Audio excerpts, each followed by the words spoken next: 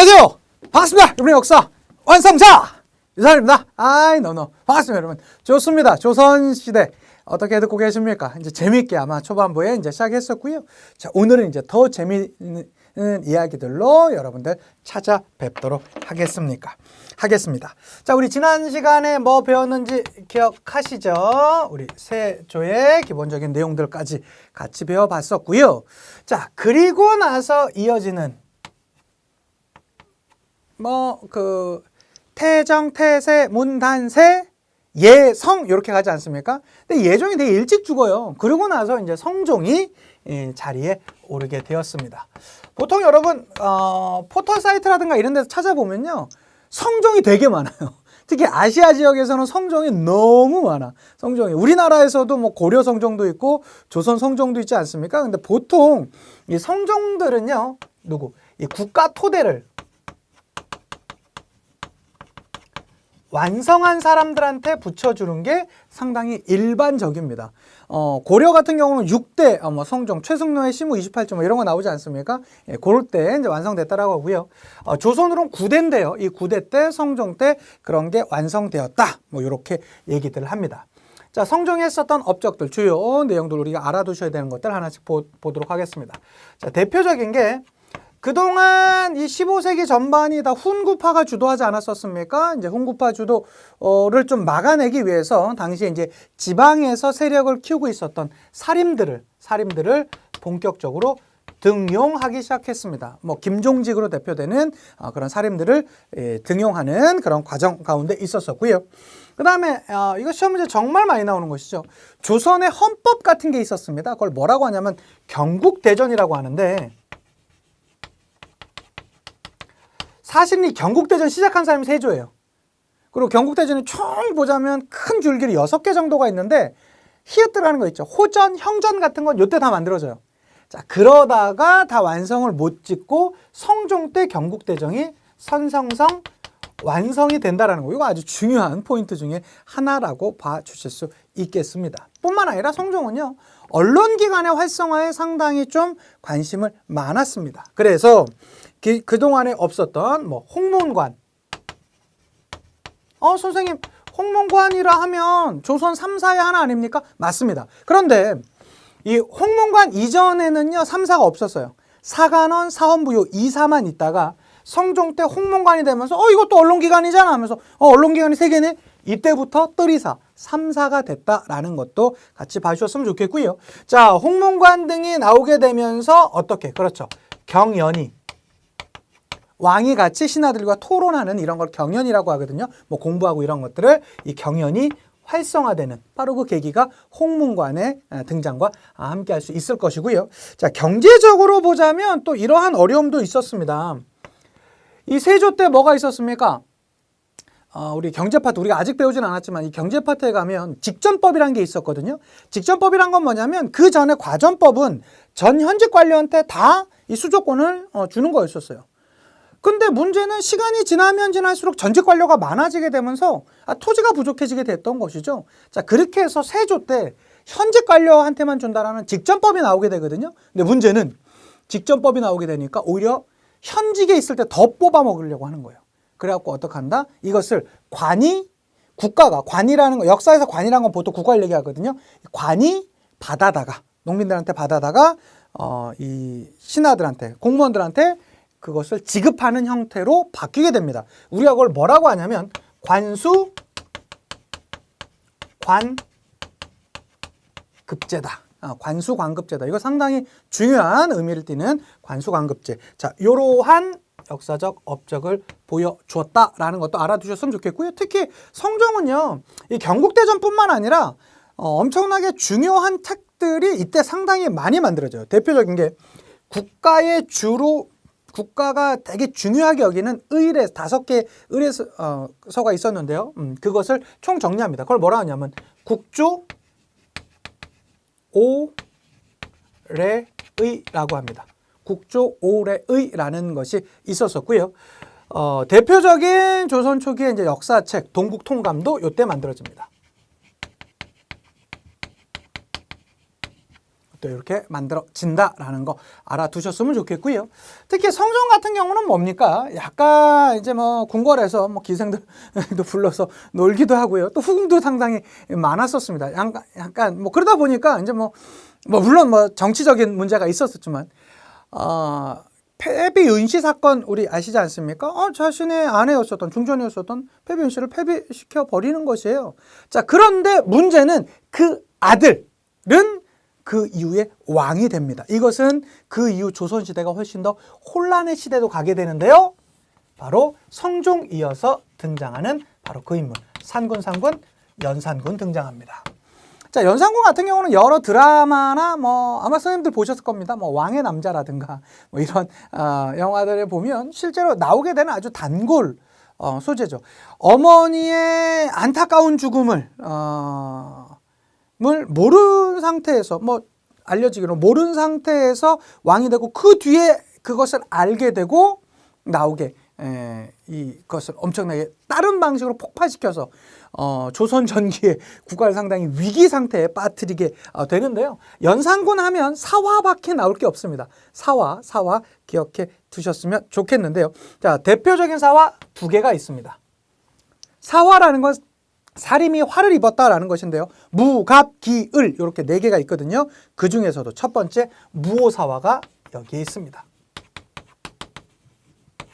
무오사화. 사림이 화를 입었다라는 뜻입니다. 이 무오사화의 핵심은 뭐냐면요. 김종직이라는 사람이 이미 이땐 죽고 없었는데 알고 봤더니 그가 썼던 글이 문제가 되었습니다. 그게 뭡니까? 조의제문. 조의제문 사건입니다.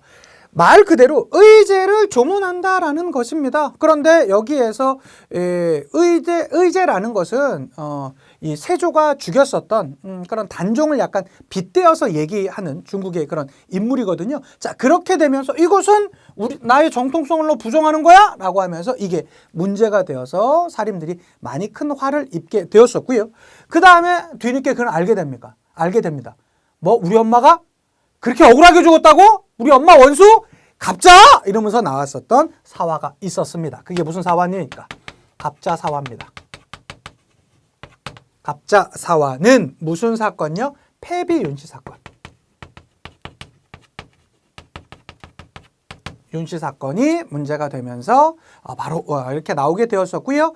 그 이후 이러한 것도 있었었고 특히 연산군은 또 워낙에 뭐 이 주석 잡기나 이런 걸 또 잘하지 않았습니까? 그렇게 되면서 그 이후 중종 반정의 그 빌미를 제공하면서 이제는 역사에 대한 길로 사라지는 바로 그 인물 연산군이었습니다.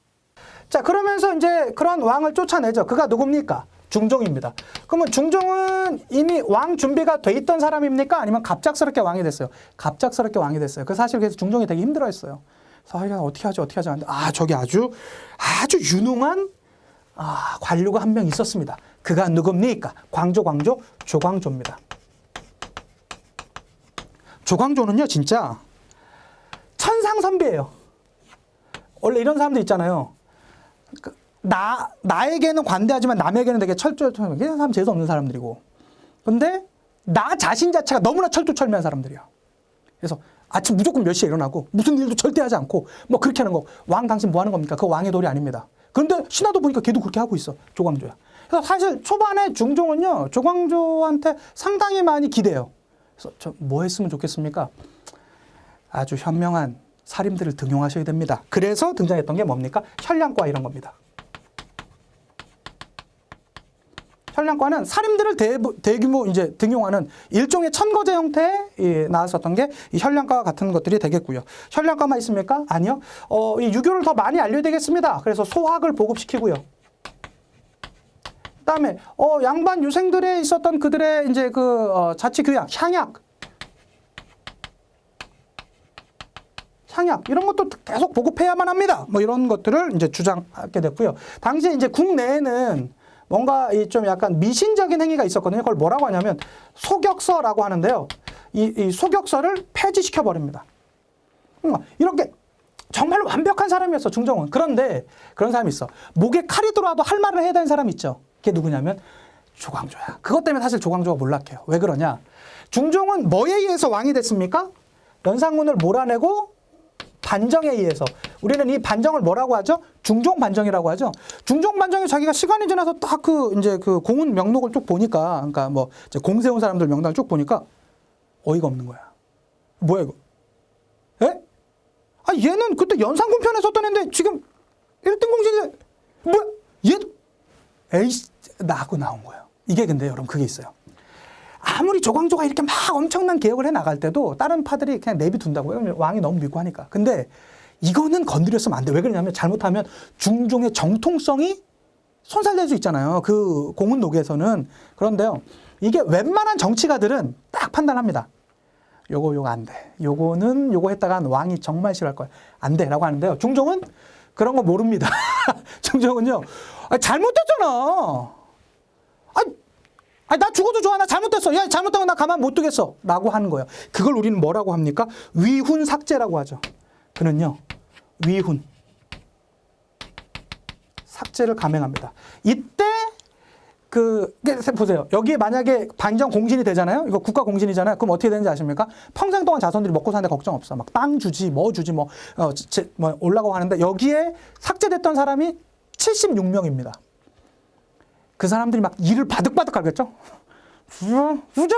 조광조, 너 틈만 해봐. 그래서 사실을 만들었다고 하니까 그래서 뭐 주초위왕이라고 써서 뭐 조광조가 왕이 되려고 한다고 했다는데 그게 이제 과학적으로 그 이후에 증명해보니까 아무리 꿀을 발라도 그거대로 먹지 않는다대요. 예. 그런데 어쨌든 상관없고 이 그것과 함께 조광조가 어떻게 됩니까? 결국에는 이 위훈 삭제가 빌미가 되면서 기묘사화가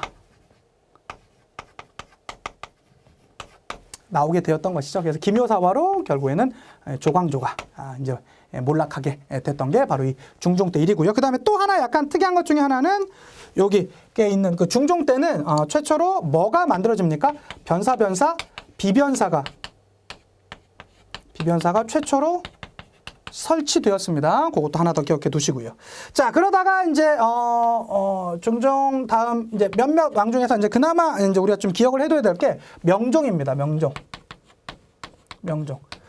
명종은 사실은 뭐 해서도 크게 상관없는데 사화가 하나 있어서 쓴 거예요. 여기 있는 이제 무호사화, 갑자사화, 기묘사화 있지 않습니까? 여기서는 뭐가 있었냐면 을사사화가 있었습니다. 을사사화. 자, 을사사화는 누구의 대립이었었다? 외척간의 대립으로 이제 끝나게 되었었다. 그리고 이 명종 때는요, 먹고 살기가 힘들었었어요. 그래서 사회 모순이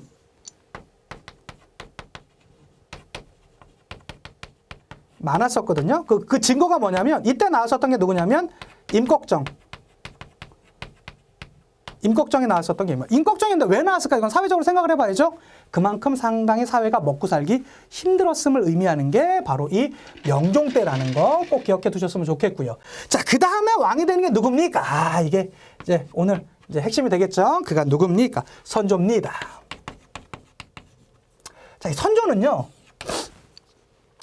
일단은 살림 집권하면서 분화되는 그것도 있었었죠. 예, 그거는 제가 아까 그 전 강에서 말씀드렸으니까 그렇게 봐주시면 좋고, 무엇보다 선조의 최대 치적이라고 하긴 그렇지만 선조하면 기억나는 게 뭡니까? 진해란 임진왜란이죠. 임진왜란을 겪었었고, 실제로 선조 때는요, 어떤 의미에서 보면 그 신하들의 능액상스 시대요. 좋은 신하들이 너무 많았어. 선조가 아주 꿈할 때는 퇴계 이황부터 유성룡, 이산해, 정철, 그러니까 신하들이 제일 아주 막 그냥 굴제 신하들 막 윤두수 막 이런 사람들 막 나왔을 때야. 그런데 그에 비해서 왕이 좀 안타까워. 왜 그러냐면 선조는요, 그 지금까지 앞선 조선 왕들 중에 최초로 서자 출신의 왕이에요. 그래서 왕이 됐지만 신분적 컴플렉스가 되게 심했던 왕이 선조예요. 정말로 심합니다. 정말로 심했어요. 그래서 뭔가 정통성의 문제가 나오면 쟤네가 내가 서자 출신이라고 저렇게 하나? 그럼 안 해요. 그래서 얼마 전에 시작됐던 그 징비록이라는 드라마가 있잖아요. 거기서 보면 그 초반 드라마에 뭐가 나오냐면 신하들이 이거 이제 하시옵소서 일본에 통신사를 보내시옵소서 그러니까 그 김태우 씨가 연기 잘하더라고. 딱 나와서 뭐라고 합니까? 스승님들! 이 제자 좀 도와주세요. 절 그렇게 가르치지 않았습니까? 일본은 금수의 나라라고. 그런데 그들과 저희가 수교를 하라고요? 스승님들! 이러지 않습니까? 그게 뭐래요? 내가 어렸을 때 워낙에 부족했던 정통성을 당신들이 날 그렇게 무시하면서 가르치지 않았냐. 근데 왜 이제 와서 일본과 그거 하라라고 하냐. 라고 말하는 거죠. 그러니까 어떤 의미에서 상당히 불쌍한 왕이에요. 그러니까 심플 컴플렉스가 죽기 전까지 있었어요. 사실 그게 광해군까지 이어집니다. 그런 게 이제 하나가 있었고요. 어쨌든 이제 선조는 이제 그 뭐 동인과 서인이 이제 분화되는 뭐 그러한 이제 과정 가운데서 있었었고 참 좋은 신하들의 바탕이 있었지만 안타깝게도 임진왜란이라는 것에 뭐 빼놓을 수가 없게 되는 것이겠죠. 자, 그러면 한번 임진왜란 한번 간단히 말씀드리도록 하겠습니다. 1592년입니다. 일본이 부산포를 점령해 들어왔습니다. 이때 우리나라 준비가 전혀 안 돼 있었어요. 진짜로 거의 안 돼 있었습니다. 왜 그런지 아세요? 생각해 봅시다. 그때 고속도로 이런 거 없을 때, 국도 이런 거 없을 때죠. 선생님들이 만약에 국도로만 해서 부산에서 서울까지 걸어서 온다면 얼마나 걸릴까요? 어느 정도 무기를 메고 온다면 며칠 걸릴까요? 한 20일, 15일에서 20일 잡지 않을까요? 저도 한 그 정도 걸릴 것 같은데요. 예, 이때 일본군이 한양까지 오는데 20일이 좀 더 걸려요. 22일인가 23일인가 걸려. 막 치고 올라오는 거야. 근데 그때까지 우리나라는 아무것도 무방비 상태야. 그냥 막 털리는 거예요. 그냥 막 유린당하고, 우리나라는 그 조총에 의해서 막 유린당하고 막 그 있었던 것이겠죠. 그러니까 그 배경에 나왔던 게 지금 이제 절찰리에 나오고 있는 그 징비록이라는 드라마고, 이제 어쨌든 그런 게 있었고, 이 임진왜란의 최초의 승리가 뭡니까? 수군 승리? 요거 모르는 선생님들 많더라고. 옥포해전입니다. 이 이순신 장군의 첫 승리입니다. 옥포해전입니다. 옥포해전. 요거 기억해 두시고요. 근데 이제 옥포해전 나오면서 또 뭐 나옵니까? 뭐 부산포해전 뭐 이런 것도 있었다가, 그 다음에 우리 하객진 전범으로 유명한 게, 뭡니까? 이제 하객진 전범으로 나오는 게, 잠깐만, 한산도. 한산도 대첩. 한산도 대첩. 이렇게 해서 우리가 이제 잘 막아내요. 그리고 사실은 이때 이제 선조는 어디로 피신을 가냐면, 바로 올라오자마자 일단 평양으로 갑니다. 그리고 불안해서 그런지 자신의 있는 왕권을 띄워줘요. 그러니까 정부를 두 개를 말하는 거야. 조정을 두 개를 만드는 거예요. 그거를 우리가 뭐라고 하냐면 분조라고 합니다. 분조. 조정을 두 개로 나누는 거예요. 그러니까 일단은 몇 가지 목적이 있겠죠. 만약에 내가 죽었을 경우에 정부가 없어지면, 조정이 없어지면 안 되니까 네가 그러면 대신해라 라는 것도 있을 거고, 이게 당시 일본군이 누구만 쫓아오겠어요. 선조만 쫓아오니까 위험을 또 둘로 나눈다라는 것도 있었을 거예요. 그리고 자기는 어디로 가 있었을까요? 저쪽으로 가 있습니다. 의주로 딱 넘어가 있어요. 아씨, 더 넘으면 딱 청나라 땅으로 넘어가야지 딱 이러고 있을 텐데, 그때 이제 광해군은 전국을 다니면서 의병을 이렇게 하고 있었죠. 그래서 임진왜란이 끝나고 나서 광해군 인기 짱, 선조안을 막 돌맞았어요. 왜 그러냐면 선조가 이거 나오자마자 뭐 합니까? 바로 한양에서 나오거든요. 근데 그 당시에 그 민중들이 화가 나가지고 왕의 그 피난 행렬에 돌을 던졌다는 거 아닙니까? 여러분 생각해 보세요. 지금도 대통령한테 만약에 돌 던진다고 하면 뭐 아마 뭐 그거 뭐 경호죄 뭐 이런 거 아마 걸려서 할 거예요. 아니, 조선시대 왕한테 돌 던졌다니까. 근데 뭐라고 그랬냐면 그렇게 하면서 던졌대요. 아니, 임금은 어버이라며. 우리가 지금 이렇게 힘들어하고 있는데 너 혼자 살겠다고 도망가냐? 그런 어버이가 세상에 어딨어? 이러고 막 돌을 던졌다는 거 아니에요. 그러니까 막 이 선조는 막 위험에 쌓여 있었죠. 그때 근데 이제 옥포해전 나오고, 또 이때쯤 누가 들어옵니까? 이제 조명연합군이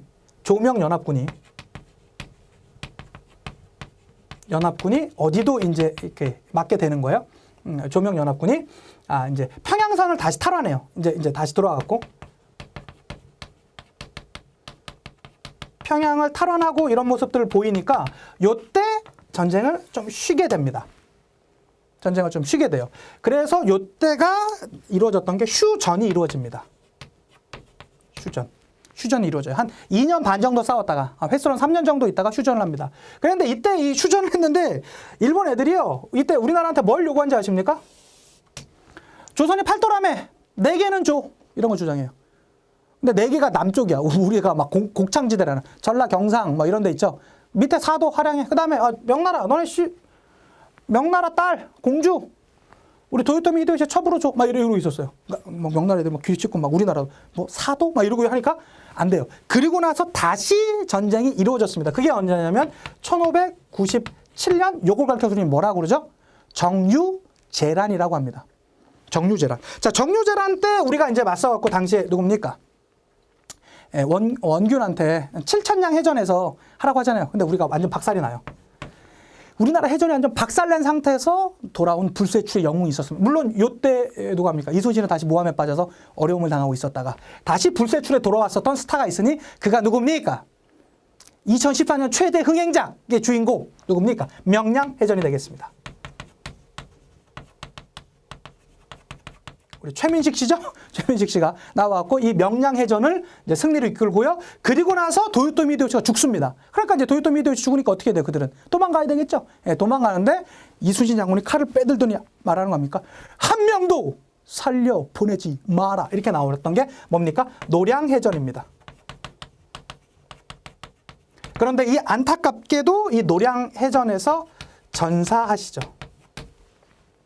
전사하시죠. 물론 이때 이 전사를 두고 이제 여러 가지 이야기들이 많죠. 이때 이제 전사하신 게 아니다. 살아서 좀 더 사셨다라는 게 또 아니다. 이거는 어차피 살아봤자 또 분명히 그 당쟁에 또 어려움을 당할 테니까 약간의 뭐 자살까지는 아니지만 그런 걸 좀 이제 의도하셨던 것도 있다라고 하는 사람도 있고요. 아니면 아니다. 이때 사실은 알려준 것과 다르게 저게 사서 어디 동안 더 사셨다라고 이제 주장하시는 분도 계시고요. 그리고 지금까지 어이없는 분은 아직까지 살아있다 이런 분도 있습니다. 그래서 어쨌든 어이가 없는데요. 그래서 어쨌든 이렇게 했었던 게 임진왜란이 되겠습니다. 여기가 임진왜란, 여기 이제 정유재란까지 그거 이제 한번 살펴주시면 좋겠습니다. 요 이제 순서들까지 한번 봐주시면 좋겠고요. 자, 그러고 나서 어쨌든 왕위가 넘어갑니다. 누구한테 넘어갈까요? 해군 광해군한테 넘어갑니다. 개인적으로는 제가 참 안타까워하고요. 이 광해군만 생각하면 좀 너무나 가슴이 아픕니다. 왜 그러냐면 광해군은 전쟁이 끝나고 나서요. 정말로 최고의 공을 세웠어요. 의병장이나 이런 거 다 이제 진두지휘하고 정말로 현명하고 했었던데 선조는 기본적으로 광해군을 안 좋아합니다. 왜? 두 가지 이유가 있었대요. 첫째, 일단 자신한테는 막 온갖 욕이 들려오는데 광해군 막 광해군 막 이러면서 이런 거예요. 막 선조 꺼져 광해군 막 이러고 있으니까 일단 왕도 좀 짜증이 났을 거야. 또 하나의 문제는 뭐냐면 광해군도 서자 정통 출신이 아니야.